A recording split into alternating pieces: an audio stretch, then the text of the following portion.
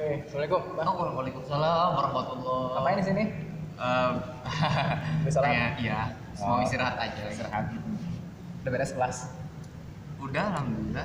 Oh, oke. Ini nih, ada yang mau saya tanyain. Soal barusan dengar ada orang diskusi tentang apa? Katanya Abu Bakar itu memerangi orang-orang yang murtad. Nah, itu sih saya masih oke. Tapi ternyata di samping itu Abu Bakar juga memerangi orang-orang yang membayar zakat. Iya. Dan pandangan saya, padahal ini orang masih sholat loh, masih puasa Ramadan loh. Iya. Tapi hanya karena ngebayar zakat doang. Masa kok setega itu Umar? Padahal kan kita Abu Bakar. Padahal kan kita paham tuh, Abu Bakar kan orangnya lembut, ya kan? Iya, iya. Ya kan beberapa orang bilang lah hampir yang paling dekat dengan Nabi karakternya adalah Abu Bakar. Nah, pendapat Bang gimana nih sebagai anak sejarah nih Bang?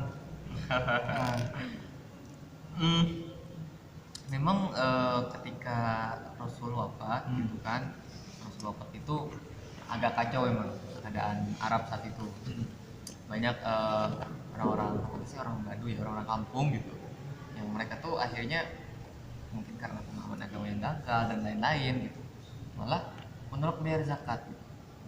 Alasannya kenapa kok menolak bayar zakat?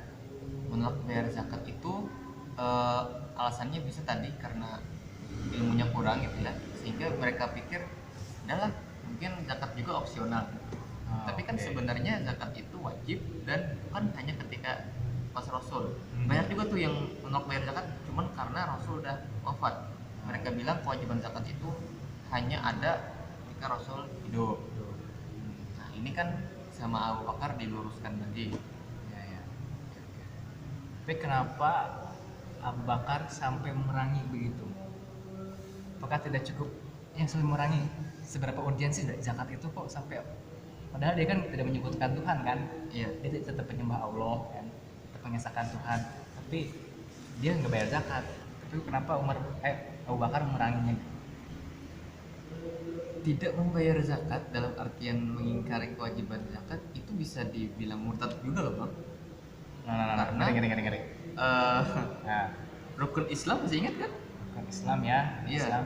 Apa satu? Satu syahadat, dua sholat, tiga zakat, empat puasa, lima naik haji. Namanya juga rukun itu kan tiang ya. Satunya nggak ada, apa? Oh iya. Goyah. Bahkan ada potensi roboh.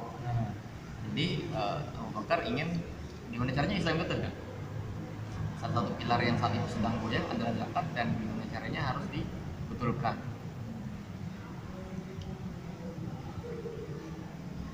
Ngomong Abu Bakar sebenarnya siapa sih Abu Bakar itu Bang?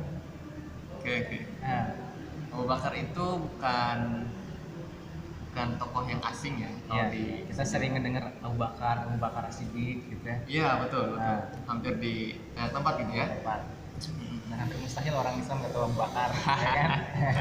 Pasti. Nah, siapa tuh sebenarnya Abu Bakar itu? Orang apa ini kalau kata Abu Bakar ya? Jadi Abu Bakar ini beliau dulu waktu masih zaman dia,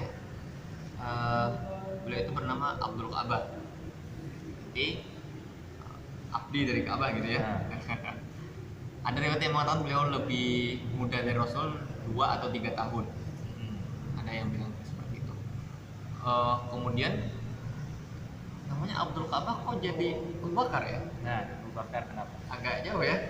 Nah, jadi awal mula dapat julukan itu adalah ketika putri beliau sendiri yang bernama Aisyah itu diperistri oleh Rasul. Nah, Bakar di sana kan artinya gadis ya. Gadis dalam konteks ini adalah Aisyah. Gitu. Sehingga ketika Siti Aisyah itu menjadi istri Rasul, maka orang-orang memanggil Abdul Ka'bah ini dengan sebutan Abu Bakar. Padahal bisa aja sih Abu Aisyah gitu ya. Cuman entahlah masyarakat waktu itu gimana ininya, arus informasinya sehingga jadi Abu Bakar gitu.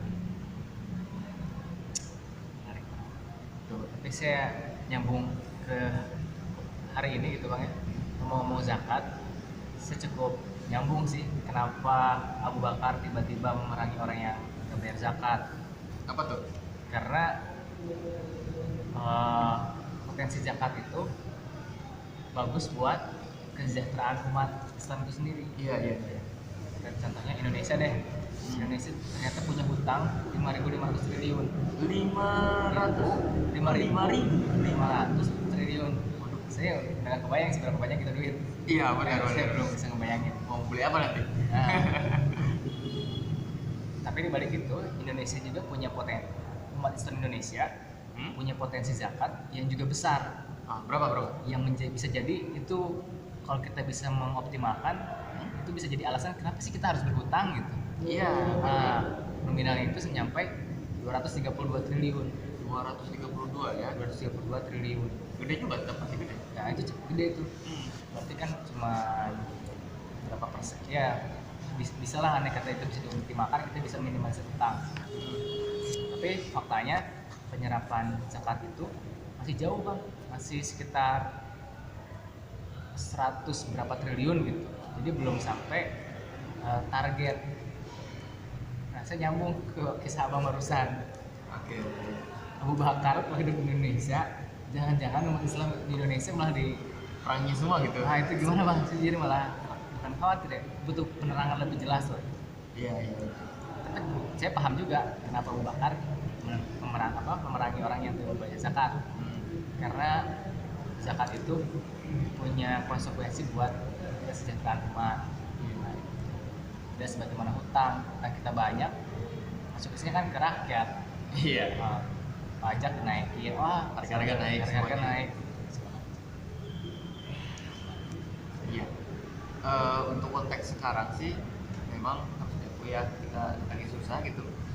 Kayaknya cari kerja juga susah kan sekarang. Sabar bang.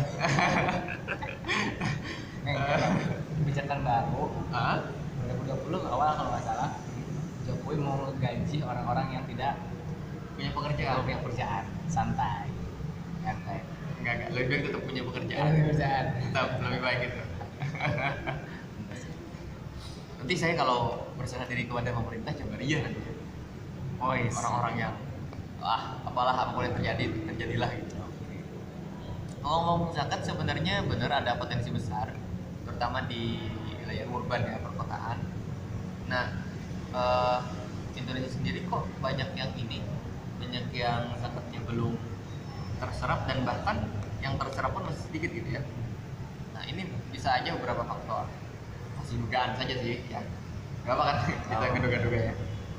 Bisa jadi mungkin ada sebagian kecil yang memang mengingkari, gak mau bayar zakat.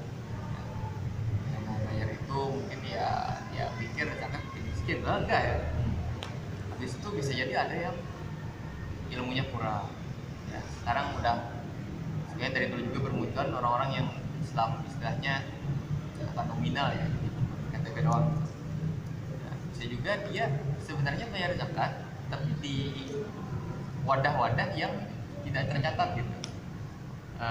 Misalkan kayak yang tercatat tuh kayak gimana? Basnas ya. Oh iya Basnas.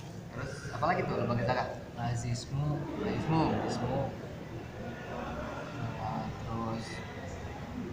Indofat Duafa. Ya.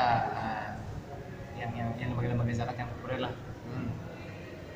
Beberapa teman kita juga ada yang gitu yang dinikahi. Jadi misalkan mau bayar zakat dia malah ke masjid lokal gitu ya, di dekat rumah dia atau di mana gitu. Itu sih susah. Kalau seuzonnya ya karena memang bayar. Makasih bang. Soalnya saya kaget tadi dengar di diskusi tiba-tiba katanya Abu Bakar memerangi orang-orang yang bayar zakat. Diskusinya di mana tuh? Kayaknya asik nih. Di ini perpustakaan lantai 3 waktu saya lagi nyusun skripsi, ya baca skripsi lah ya. Iya. Terakhir tiba-tiba saya dengar kajian sejarah katanya Abu Bakar disebut tuh. Abu Bakar memerangi orang-orang yang bayar zakat. Kan saya kaget tuh. Iya. Kenapa gara-gara bayar zakat harus diperangi gitu? Ya. Padahal banyak. Kenapa nggak Israel aja kek gitu? Apa ya? Dulu nggak ada ya? belum terang. Nah itu saya kaget, so. Makanya ketika ini ada abang di sini semua nanya gitu. Tapi sekarang paham deh, karena memang zakat itu ada apa namanya? Ada efek buat umat yang besar. Iya. Saya paham. Oke bang, thank you bang. Saya ada kelas. Kelas apa lagi? Hah? Kelas apa lagi? kelas ini metodologi sejarah. Lagi sejarah. Ya, Gampang lah. Tapi masuk aja. bisa aja. Tapi kalau saya nggak paham nanti saya main ke kelas apa? Oh, Ya. selalu terbuka. Silakan datang aja datang. Oke. Tapi kalau bisa bawa pajak ya. Aduh. Siap. Oke, thank you bang. Ayo. Assalamualaikum. Waalaikumsalam warahmatullahi